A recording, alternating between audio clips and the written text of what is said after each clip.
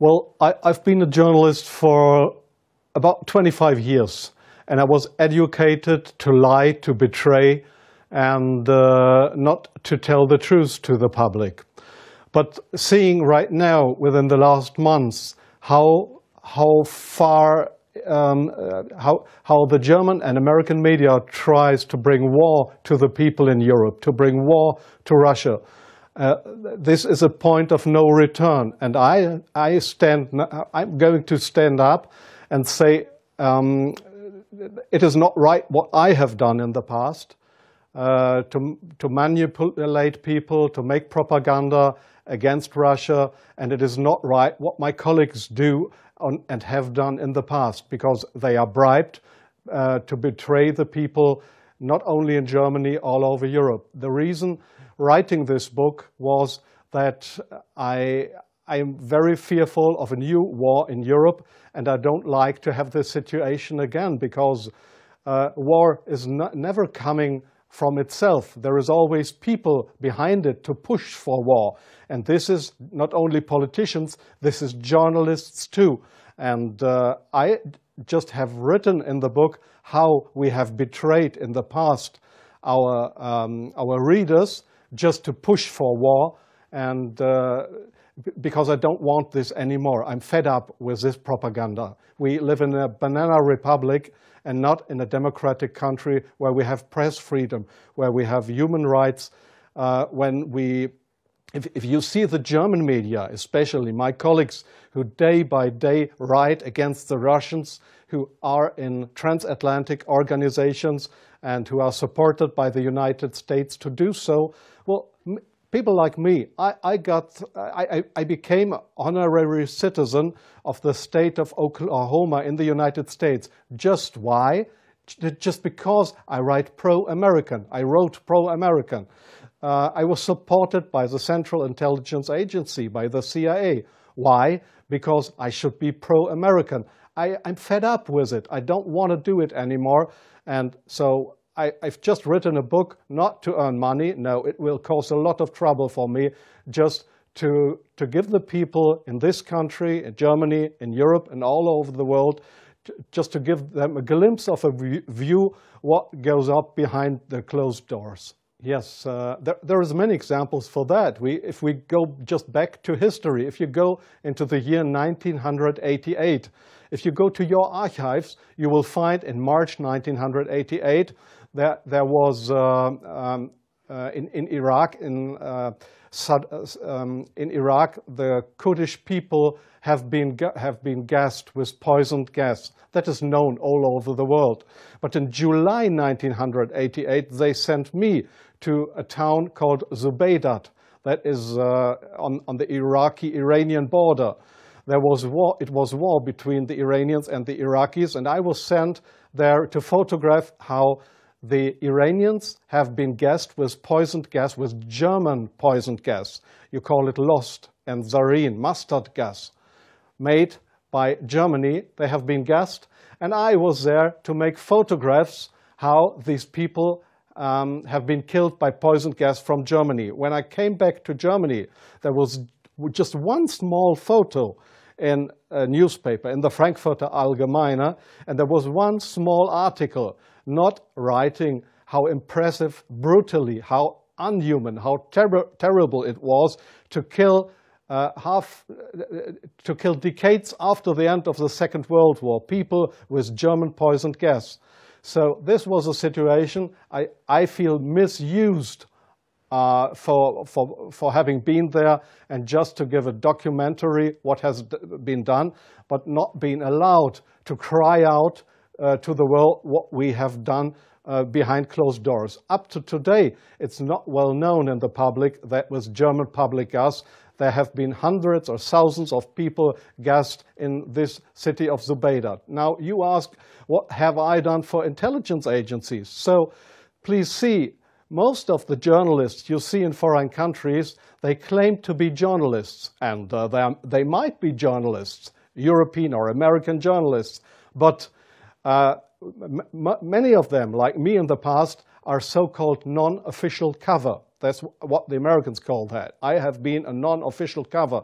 Non-official cover means what? It means you too work for an intelligence agency. You help them if they want you to help them, but they will never, when you are locked, or when they find out that you are not only a journalist but a spy too, they will never say, "Oh, this was one of our guys." They will not know you. That means non-official cover. So I have helped them in several situations, and I feel ashamed for that too now. Like I feel ashamed that I have worked for a very recommended newspaper like the Frankfurter Allgemeine, because I was bribed by billionaires, I was bribed by the Americans not to report exactly the truth, but I just imagined in my car while I was driving to this interview, I just tried to work out in my brain what would have happened if I would have written a pro-Russian article in the Frankfurter Allgemeine. Well, I don't know what would have happened, but we were all educated to write pro-European, pro-American, but please, not pro-Russian. So I'm very sorry for that, but this is not what I understand for democracy and for press freedom. I'm very sorry for that. Well, yes, I understand your question very well. Germany is still a kind of a colony of the United States. You see that in many points, like the majority of the Germans don't want to have nukes in our country, but we still have American nukes. So we are still a kind of a colony of the Americans. And being a colony, it is very easy to approach young journalists through what is very important here is transatlantic organizations. All journalists from really respected and recommended big German newspapers, magazines, radio stations, TV stations, they are all members or guests of those big transatlantic organizations. And there, in these transatlantic organizations, you are approached to be pro-American, and there is nobody coming to you and saying, "Well, we are the Central Intelligence Agency. Would you like to work for us?" No, this is not the case how it happens. What they do, these transatlantic organizations, is they invite you for seeing the United States. They pay for that. They pay all your expenses and everything.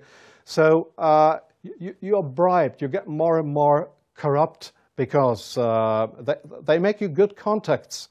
You won't know that those good contacts are, let's say, non-official covers, or officially people working for Central Intelligence Agency or other American agencies. So you make friends. You think they are friends, and you cooperate with them. They ask you, "Well, could you do me this favor? Could you do me that favor?" And so your brain more and more is brainwashed through these guys. And your question was, is this only the case with German journalists? No, I think it is especially the case with British journalists, because they have a much closer relationship. It is especially the case with Israelis, of course, with French journalists for a part, not that big as with German or with British journalists. It is the case for Australian journalists, for journalists from New Zealand, from Taiwan, well, there is many countries in the Arab world, like Jordan, for example, like Oman, the Sultanate of Oman. There is many countries where this happens, where you find people to claim they are respected journalists, but if you look behind them, you'll find they are puppets on a string of the Central Intelligence Agency. I'm sorry in interrupting you. I'll give you one example. Sometimes the intelligence agencies, they come to your office and want you to write an article. I give you an example not from strange other journalists, from me myself. I've just forgotten the year. I just remember that the German Foreign Intelligence, Bundesnachrichtendienst, it is just a sister organization of the Central Intelligence Agency. It was founded by the American Intelligence Agency. So one day the BND, this German Foreign Intelligence Agency, came to my office at the Frankfurter Allgemeine in Frankfurt. And they wanted me to write an article about Libya and about Colonel Muammar Gaddafi. I had absolutely no secret informations regarding Colonel Muammar Gaddafi and Libya.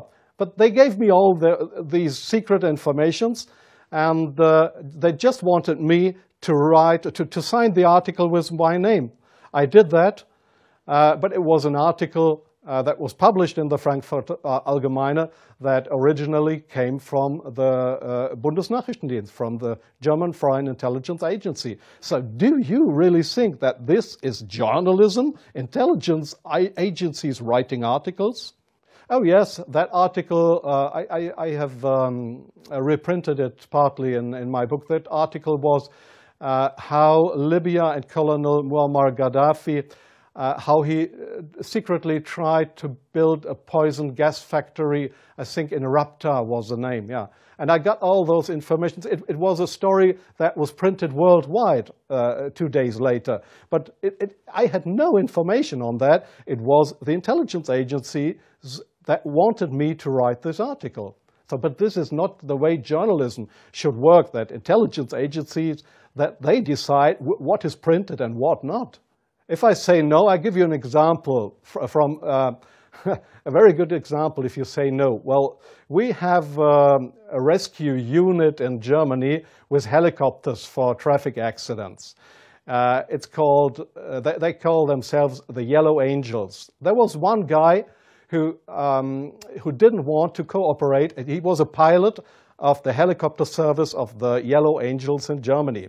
This guy said no to the Foreign Intelligence Service, Bundesnachrichtendienst, when they approached him and wanted him as a non-official cover to work for the German Foreign Intelligence Agency, just to pretend to be somebody from the Yellow Angels. So what happened was that he lost his job.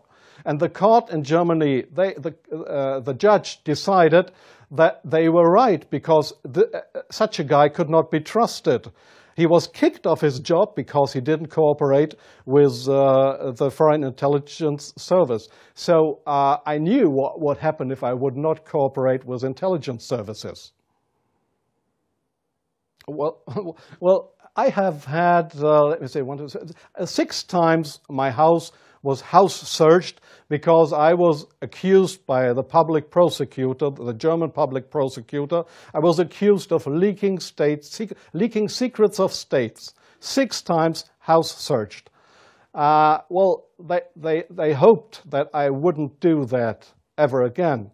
But I think it's worse that the truth will come out one day. The truth won't die.